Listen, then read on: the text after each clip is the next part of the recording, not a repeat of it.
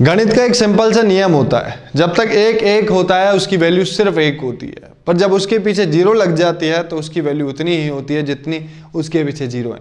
अब सचिन पायलट की भी राजस्थान में वही एक की वैल्यू है जिसके पीछे हर रोज एक एक करके जीरो लगती जा रही है। तो अब जो लोग सचिन पायलट को ऐसे ही समझा करते थे, वो लोग सचिन पायलट की वैल्यू उनके पीछे लगे जीरो से लगा सकते हैं। तभी तो जो लोग कुछ दिन पहले सचिन पायलट और उनकी टीम के साथ मंच साझा करने से हिचक रहे थे, वे अब खुद उनके साथ, उनकी टीम के साथ मंच साझा करना चाहते हैं। नमस्कार, मेरा नाम है विकी और आप देखना शुरू कर चुके हैं राजस्थान संवाद। राजस्थान में 4 विधानसभा सीटों के उपचुनाव से पहले कांग्रेस 27 फरवरी को चित्तौड़गढ़ के मातृकुंडिया में किसान रैली करेगी। इस बार कांग्रेस सचिन पायलट को भी रैली में बुलाना चाह रही है। इससे पहले गहलोत पायलट गुट एक दूसरे की रैलियों में एक दूसरे के गुट के नेताओं को बुलाने से परहेज करते नजर आते थे। अब इस चमत्कार की वजह राजस्थान में 4 सीटों में होने वाले उपचुनाव। राजस्थान में 4 विधानसभा सीटों के उपचुनाव की तारीख अब जल्दी घोषित होने वाली है। उपचुनाव की तारीखों के ऐलान से पहले कांग्रेस चित्तौड़गढ़ के मातृकुंडिया में 27 फरवरी को किसान रैली करने जा रही है। रैली में करीब 50,000 की भीड़ जुटाने का लक्ष्य रखा गया है।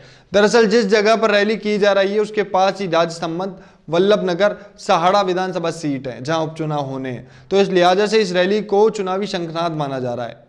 पायलट की नाराजगी दूर करने के लिए अब रैली में बुलाने की तैयारी शुरू हो चुकी है पायलट को और उनकी टीम को। इस पूरे प्रकरण पर पायलट समर्थक विधायक वेद प्रकाश सोलंकी ने कहा कि अगर पायलट को बुलाएंगे तो वो भी रैली में जाएंगे, और साथ ही सोलंकी ने यह भी कहा, पार्टी को चेतावनी तक दे दी है कि पायलट जैसे बड़े नेताओं को किनारा करने का परिणाम चुनाव में भुगतना पड़ सकता है। उधर बीजेपी ने फिर से तंज कहा है कि गहलोत पायलट एक दूसरे पर भरोसा नहीं करते हैं, ये सरकार आज नहीं तो कल जरूर गिर जाएगी। आपको बता दूं कि राजस्थान में इस करिश्मे के पीछे पुद्दुचेरी में कांग्रेस का सरकार गिरना है, जिसके तुरंत बाद राजस्थान में पायलट गुट को मनाने की कोशिश तेज हो गई है। पायलट गुट के 19 विधायकों की सदस्यता रद्द करने को लेकर दायर विशेष अनुमित याचिका सुप्रीम कोर्ट से वापस लेने की प्रक्रिया भी शुरू हो चुकी है। सचिन पायलट वर्सेस अशोक गहलोत होने के बाद याचिका राजस्थान विधानसभा के अध्यक्ष सीपी जोशी ने दायर की थी। अब सुप्रीम कोर्ट ने एसएलपी वापस लेने के लिए रजिस्ट्रार को पत्र लिखा गया है। अब गहलोत सरकार ने सफाई दी है कि जब वापसी हो ही गई है सचिन पायलट की, उनकी टीम की, तो सचिन पायलट गुट के बगावत के बाद ये सब चीजें क्यों होनी है, हमको ये लेनी थी वापस। विधानसभा अध्यक्ष सीपी जोशी ने सदस्यता रद्द करने को लेकर बागी विधायकों को नोटिस तो दिया था, पर उसको लेकर के पायलट तब राजस्थान हाईकोर्ट पहुंच गए थे। हाईकोर्ट ने स्पीकर के नोटिस पर स्टे लगा दिया था। तब स्पीकर ने जुलाई में सुप्रीम कोर्ट में एसएलपी दायर की थी। पायलट गुट की पिछले साल अगस्त में वापसी हो गई थी, बावजूद पिछले 6 महीने से कोर्ट में केस चल रहा है। गहलोत सरकार पायलट के विधायकों की सदस्यता के मामले पर स्टैंड लेने से पीछे नहीं हटी। हालांकि पायलट 1 महीने से लगातार रैलियां कर शक्ति प्रदर्शन अपना कर रहे हैं। पायलट के मंच पर विधायकों की बढ़ती संख्या पार्टी को और चिंतित कर रही है। मतलब पार्टी को यह समझ आ चुका है कि पायलट अब वो छोटे मोटे नेता नहीं है जिनको नजरअंदाज करने से काम चल जाएगा।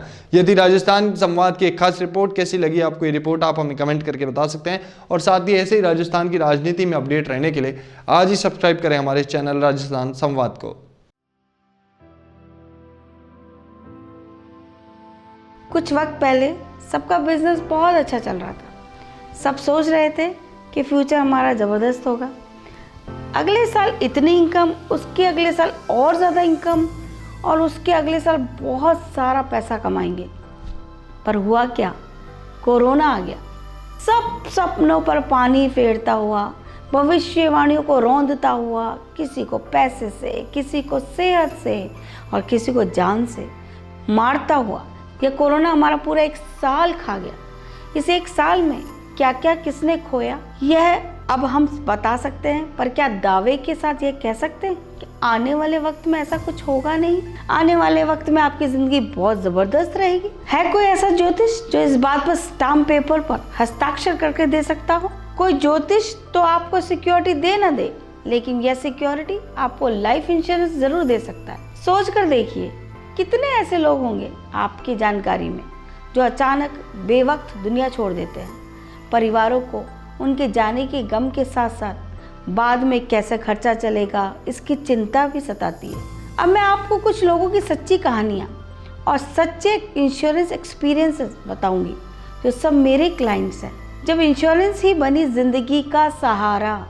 ये कहानी मेरे करीबी दोस्त की है, बहुत अजीज दोस्त, जिसके हस्बैंड इंश्योरेंस में बिल्कुल भी यकीन नहीं करते थे, लेकिन मेरे बहुत फोर्स करने पर उन्होंने लाइफ इंश्योरेंस करवाया। उसको मैं फोर्सफुल भी कहूँगी तो शायद गलत नहीं होगा, लेकिन उस इंश्योरेंस को लेने के कुछ साल बाद ही उसके हस्बैंड की अचानक साइलेंट अटैक की वजह से डेथ हो गई। फिर उन्हें जब 50 लाख रुपया बतौर इंश्योरेंस कवर मिला तो फिर वो अपना बुटीक शुरू कर पाई, और आज वो और उनकी बेटी पूरे परिवार को उस बुटीक के दम पर चला रही हैं। कहने का मतलब ये है कि कल का पता किसी को भी नहीं है।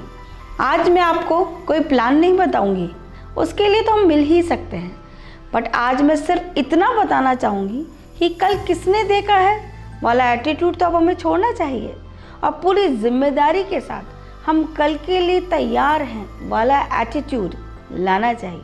आप सभी लोगों को बस मैं इतना ही कहना चाहती हूँ कि मुझे रेफ़र उन्हें करें जो अपने आने वाले कल के लिए तैयार रहना चाहते हैं, जो कम टैक्स देकर अपनी सेविंग्स करना चाहते हैं, या एक और करियर ऑप्शन चुनकर ज़िंदगी भर अच्छा पैसा कमाना चाहते हैं। ये सब कैसा होगा, इसका जवाब है हमारी मुलाकात। तो आइए मिलते हैं और आपकी आने वाली ज़िंदगी को सिक्योर करते हैं।